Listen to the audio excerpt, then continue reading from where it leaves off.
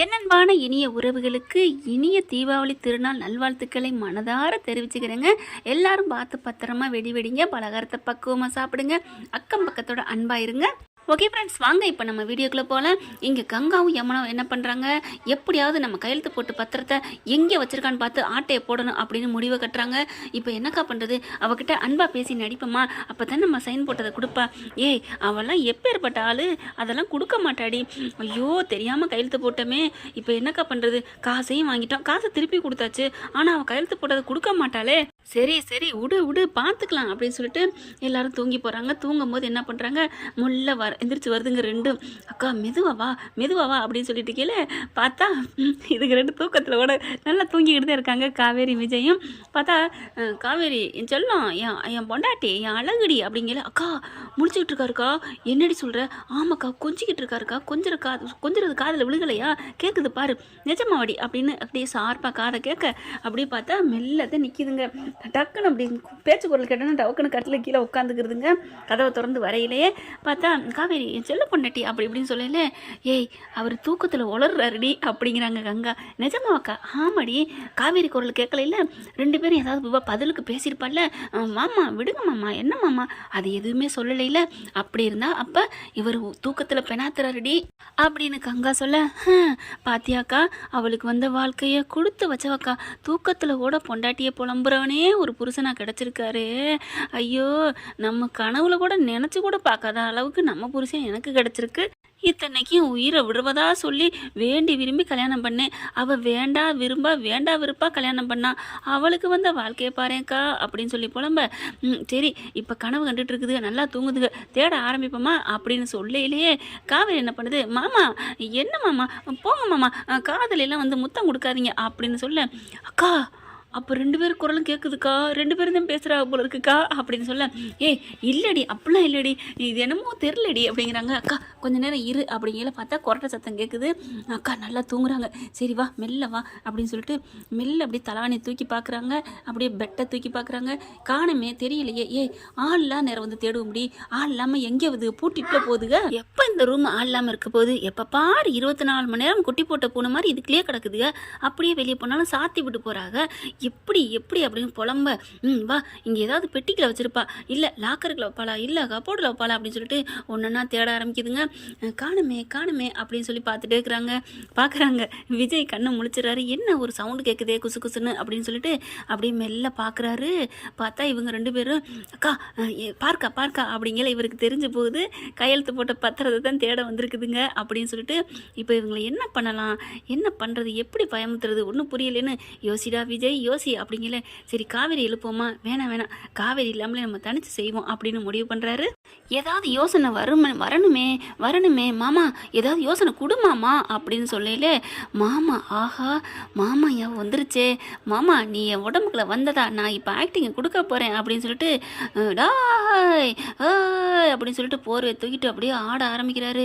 டேய் என் வீட்டை என்னடா பண்ணுற பசு, என் பிள்ளைகளை விடுறா, என் பிள்ளைகளை என்னடா பண்ணுற அப்படின்னு சொல்லிட்டு ஒரே ஆட்டம் ஆட ஆரம்பிக்காருன்ட்டு அப்படியே அது ரெண்டும் பொட்டியை தூக்க போனது ரெண்டும். ஐயோ உட்காருக்கா அப்படின்ட்டு அவங்கன்னு உட்காந்துருதுங்க.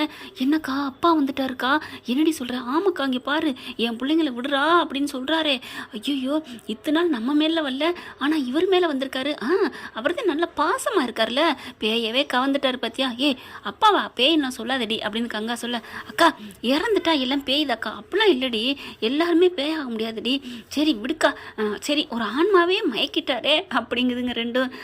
இவன் அப்படி இங்கிட்ட ஆடுறாரு. அக்கா நம்ம பக்கம் தாக்கா வராரு, இங்கிட்டு வா அப்படின்னு சொல்லிட்டு இந்த பக்கத்து குனிஞ்சுக்கிட்டே அப்படியே ஆமாம் நகர்ந்து போகும் பார்த்தீங்களா, அப்படி சுக்குன்னு அப்படி அந்த மாதிரி ஓடுது, கோழி கொஞ்சம் போகிற மாதிரி அப்படியே ஓடுதுங்க.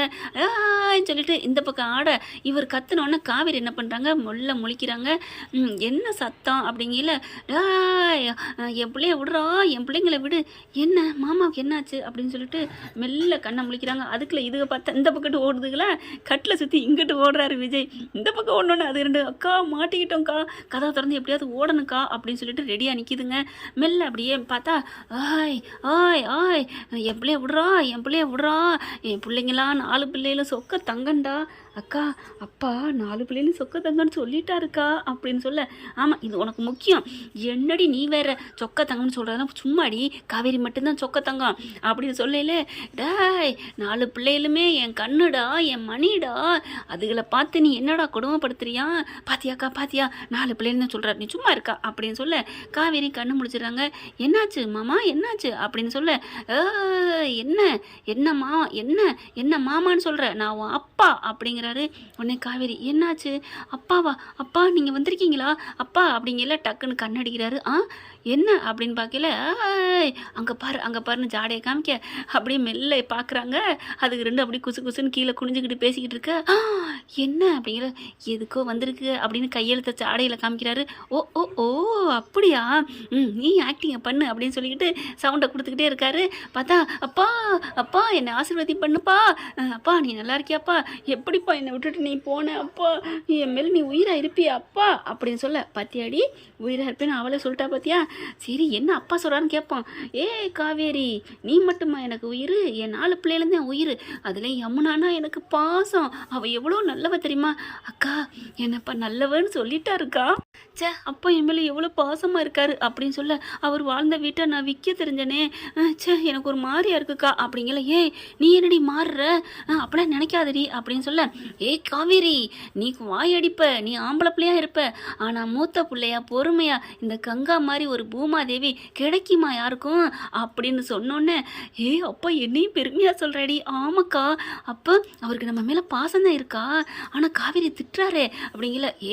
புருஷா என்னை மட்டும் மட்டமாக சொல்கிறியாடா அப்படின்னு சொல்ல, சும்மாடி இருடி அப்படின்னு சொல்லிட்டு, காவேரி நீ பண்ணது பூராமே சேட்டை, உன்னால தான் பசு இப்படி பண்ணிட்டான், உன்னால தான் இன்னைக்கு என் வீடே விற்கிற நிலைமைக்கு வந்திருக்கு, நீ தான் எல்லாத்துக்கும் காரணம். அப்பா என்னப்பா சொல்கிறீங்க, ஆமாம் இப்போ என் பிள்ளைங்க எப்படி தவிக்குதுன்னா நீ தான் காரணம், அதனால நாளைக்கு பிள்ளைங்க கிட்ட நீ மன்னிப்பு கேட்குற, அப்போ அதுங்க மன்னிச்சுட்டு மனசு சாந்தி அடைஞ்சா என் மனசும் சாந்தி அடையும், அதே மாதிரி இந்த வீடு அப்படியே என் பேரில் தான் இருக்கணும், என் பிள்ளைங்க கிட்ட நான் கனவுல போய் சொல்லிக்கிறேன் அப்படின்னு சொல்லிட்டு, என் தங்கங்க பாவம் அதுகளை நீ தான் இப்போ நல்லபடியாக பார்த்துக்குவேன்னு நினச்சி உன் பொறுப்பை உங்ககிட்ட ஒப்படைச்சா நீ ஆம்பளை பையன் மாதிரி தெரியுற, உனக்கு வாழ்க்கை வந்துருச்சுன்னு நினைக்கிறியா.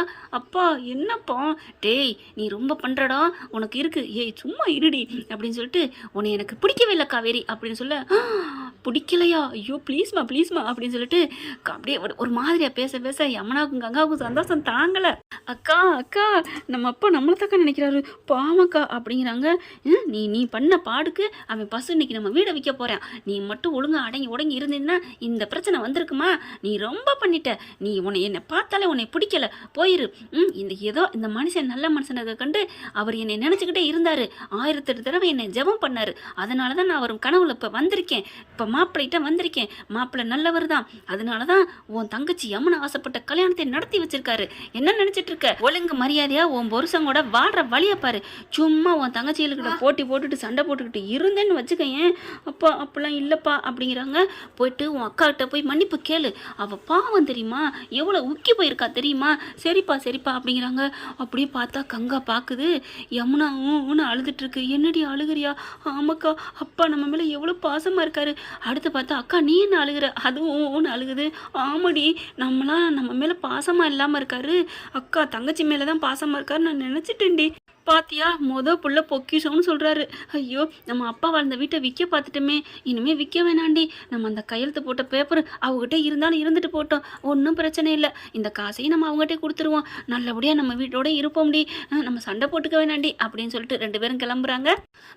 மெல்ல கதவை திறந்துட்டு 2 ஓடிடுதுங்க. அப்பாடான்னு போனதுக்கப்புறம் கதவை தாப்பா போட்டு விஜய் காவேரி கக்கன்னு சிரிக்கிறாங்க. எப்படி விரட்டிட்டோம்ல, இப்போ அவங்க மனசில் இருந்த நஞ்சை எடுத்துட்டோம்ல அப்படிங்கிறாங்க. நீங்கள் அவங்க மனசில் இருந்த நெஞ்சை எடுத்துட்டீங்க பாஸ், அப்படின்னா மவனே அப்படின்னு சொல்லிட்டு அவங்களோட ட்ரெஸ்ஸில் அப்படியே வேட்டி மடித்து கட்டுறாங்க, சேலையில் கையை அப்படி சுருட்டிட்டு, மவனே என்னது நான் ரொம்ப பண்ணுறேன்னா, ஆடுகாலியா நான் எப்படி என்னென்ன சொல்லி திட்டினீங்க அப்படின்னு சொல்லிட்டு விஜய் கையை பிடிச்சி அப்படியே முறுக்க. ஐயோ காவேரி சும்மா சொன்னேன்டே, எனக்கு தெரியாத அவங்க அக்கா தங்கச்சியை பற்றி, அவங்க மனசை மாத்திரக்காண்டி சொன்னேன்டி, அடியே விடுடிங்கல, விட மாட்டேன் மாட்டேன் அப்படின்னு சொல்லி விரட்டுறாங்க. இங்கிட்டு அங்கிட்டு ஓடுறாரு. அப்படி இறுக்கி கட்டி பிடிச்சி கட்டில் உருளுதுங்க. அம்மா தாயே என்னை விட்டுருமா விட்டுருமா அப்படிங்கிறாரு. முடியாதுடா முடியாது. என்ன வார்த்தை, அவங்களுக்காண்டி என்ன சொல்லுவீங்களா? நான் ராட்சசி என்ன பண்ணுவேன் தெரியுமா ஆன்னு சொல்லிட்டு அப்படியே கண்ணத்தை பிடிச்சி கடிக்கிறாங்க. ஐயோ கடிக்கிறாளே, கடிக்கிறதுக்கு பதில் ஒரு உம்மா கொடுத்துட்டு போகலாமே அப்படின்னு விஜய் சொல்கிறாங்க. காதை பிடிச்சி கடிக்கிறாங்க. நில்லுடி இப்போ அவங்க 2 பேரும் நல்ல மனசார மாறி தாண்டி போயிருப்பாங்க. அப்படியா?